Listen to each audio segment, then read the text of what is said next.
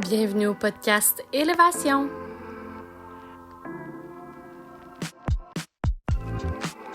Bonjour tout le monde! Donc, me voilà de retour. J'ai fait une petite pause la semaine passée. J'ai fait un autre épisode, mais pas sur les blessures d'âme. Donc, aujourd'hui, il me restait une seule blessure d'âme à aborder. Donc, je vais vous parler de la blessure d'humiliation.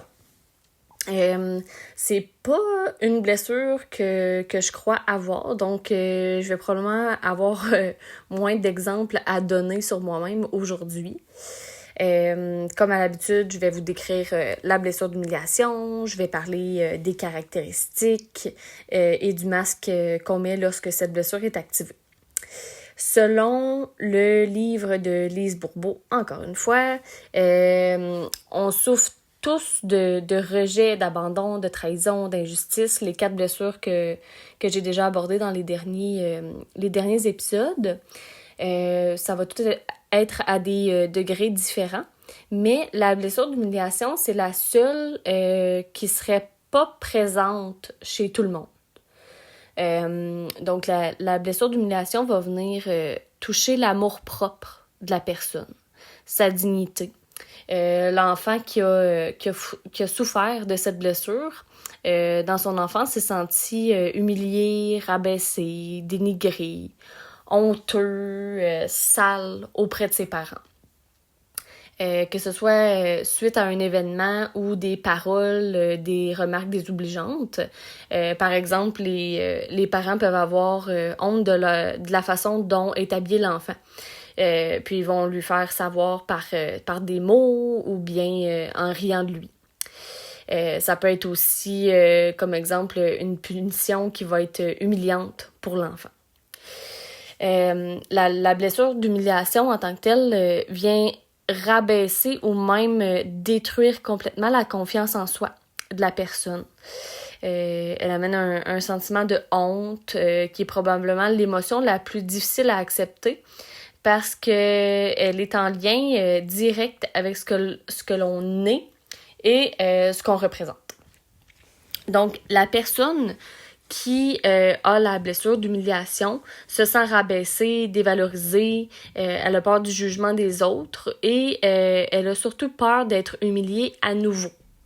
Cette blessure, selon le livre de Lise Bourbeau, encore une fois, s'éveillerait entre l'âge de 1 an et 3 ans. Donc, au moment du développement des fonctions physiques, comme marcher, parler, commencer à manger seul. Vous voyez, les autres blessures étaient vécues avec soit le parent du même sexe ou le parent du sexe opposé, tandis que la blessure d'humiliation, c'est le plus souvent vécu avec la mère. Donc, encore là, ça n'empêche pas que la personne ait vécu la blessure avec son père.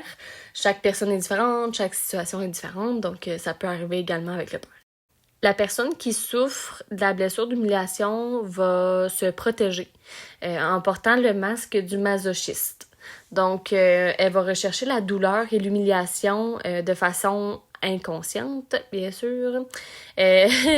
Mais la personne va s'organiser pour se faire du mal ou se punir avant que quelqu'un d'autre le fasse à sa place. Donc, les comportements qui sont adoptés sont dictés vraiment par la peur de souffrir à nouveau d'humiliation. Comme mentionné plus tôt, le masochiste va avoir une mauvaise estime de lui-même, il va avoir honte de lui. Il a le sentiment de ne pas être digne d'être aimé. Puis, selon le dictionnaire, la honte, c'est un sentiment d'abaissement, d'humiliation qui résulte d'une atteinte à l'honneur, à la dignité. Donc, il y a vraiment aucun doute sur le fait que le sentiment de honte vient vraiment réduire l'estime de soi, la confiance en soi. Le masochiste se sent sale, comme j'ai dit plus tôt, quand l'enfant, dans sa jeunesse, peut s'être senti sale. Le masochiste va aussi se sentir des fois sans cœur, inférieur aux autres. Il a l'impression de ne pas être quelqu'un de bien. Il peut même lui arriver de se dégoûter lui-même. Le masochiste a aussi tendance à se blâmer pour tout. Puis, il va aussi prendre le blâme pour les autres. C'est comme une forme de protection, dans le fond. Il préfère se donner la faute ou le premier coup, si on peut dire. Comme ça, ben, les coups des autres après vont faire moins mal, si on peut dire ça comme ça. Donc, c'est plus facile pour lui de se critiquer lui-même que de recevoir les critiques des autres. Ça démontre encore une fois le manque de confiance, le manque d'estime de soi. Le masochiste critique, se critique et se dévalorise, puis se rabaisse en permanence. Puis il va utiliser l'humour pour se dénigrer et se moquer de lui-même. Donc, il a la capacité vraiment de faire rire les autres en riant de lui-même. Ensuite, le masochiste, est très généreux. Il fait tout pour aider les autres, mais il a tendance à s'oublier et à oublier ses propres besoins pour contenter ceux des autres.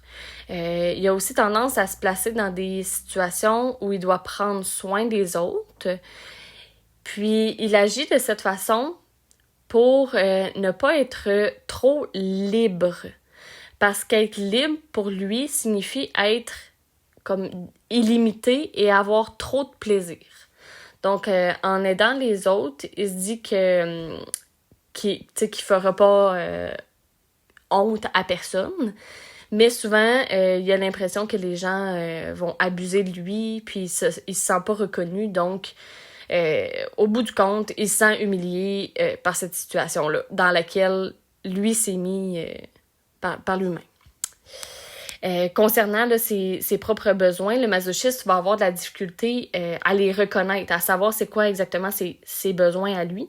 Parce que depuis qu'il est tout petit, il n'ose pas les exprimer, ni exprimer ce qu'il ressent vraiment à l'intérieur, par peur d'avoir honte ou de faire honte à quelqu'un. Surtout avec sa mère, avec qui il entretient souvent une relation fusionnelle. Ça peut être là, lié à la non-communication dans la famille quand il était petit. Peut-être parce que dans la famille, il y a beaucoup de secrets et de tabous. Fait que les parents ont peut-être incité l'enfant à ne pas révéler ce qui se produit au sein de la famille et de tout garder pour lui.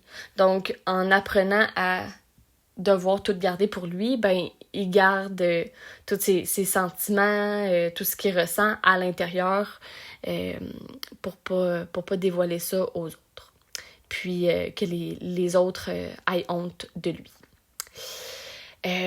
Au niveau des caractéristiques physiques, ça aussi, je pense que c'est dans le dernier épisode, j'en avais pas parlé dans les 3 premières blessures que j'ai abordées, je pense, du côté physique. Mais là, je vais l'aborder dans celui-ci. Le masochiste a tendance à prendre du poids. Il se fabrique un corps qui grossit en fonction de la place qu'il croit devoir prendre dans la vie des autres. Donc, c'est seulement lorsqu'il va reconnaître son importance et sa valeur qu'il ne prendra plus autant de place physiquement et qu'il n'aura plus besoin de prouver sa valeur aux autres. Avec ce surplus de poids-là, il se développe également un corps qui lui fait honte. Donc, d'avoir honte de soi-même. Le masochiste peut sembler contrôlant, mais ce contrôle-là en tant que tel est motivé par la peur d'avoir honte de lui ou de ses proches. Par exemple, contrôler l'habillement ou l'apparence de ses enfants pour ne pas avoir honte d'eux en public ou que les autres aient honte de de ses enfants.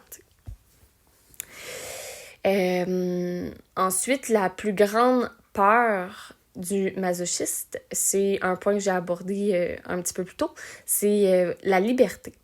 Parce qu'il y a vraiment peur de se retrouver sans limite, comme je disais tantôt, vraiment être illimité et de faire des choses honteuses, que ce soit au niveau social ou sexuel.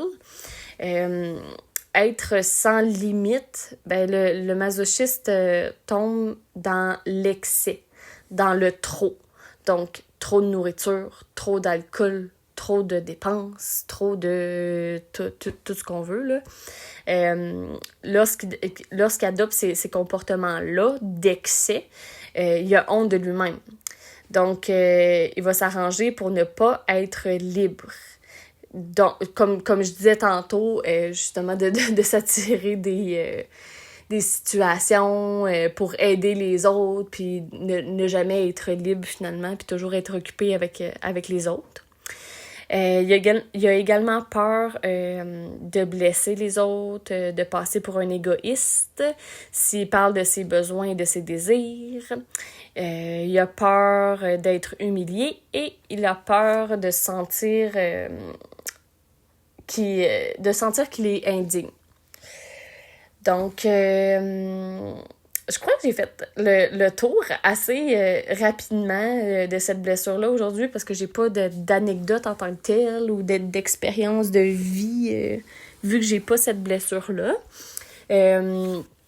Par contre, si les informations que je vous ai données aujourd'hui, il y a des choses qui ont vibré avec vous, encore une fois, et c'est la dernière fois que je vous le dis, parce que je complète aujourd'hui les 5 blessures d'âme, mais si vous n'avez pas acheté encore les livres de Lise Bourbeau, les 5 blessures qui empêchent d'être soi-même et la guérison des 5 blessures d'âme, je vous conseille d'aller les acheter. Sinon, vous pouvez faire vos recherches sur Internet aussi sur les blessures d'âme. Vous allez trouver beaucoup d'informations sur Internet là-dessus. C'est sûr que là, c'est ça. Moi, je me base, avec mon podcast, je me base vraiment sur les livres de Lise Bourbeau. Pour vous en parler. Donc, je survole un petit peu la blessure. Puis, si c'est quelque chose qui vous intéresse, ben, vous pouvez aller lire vraiment le livre et le chapitre au complet sur la blessure. Ça va vous donner plus d'informations pour bien comprendre cette blessure-là, puis pouvoir la guérir par la suite. Comme à l'habitude, vous pouvez toujours communiquer avec moi si vous avez des commentaires ou des questions. Et sur ce, ben, je vous souhaite une magnifique journée. On se voit la semaine prochaine dans un nouvel épisode. Bye bye!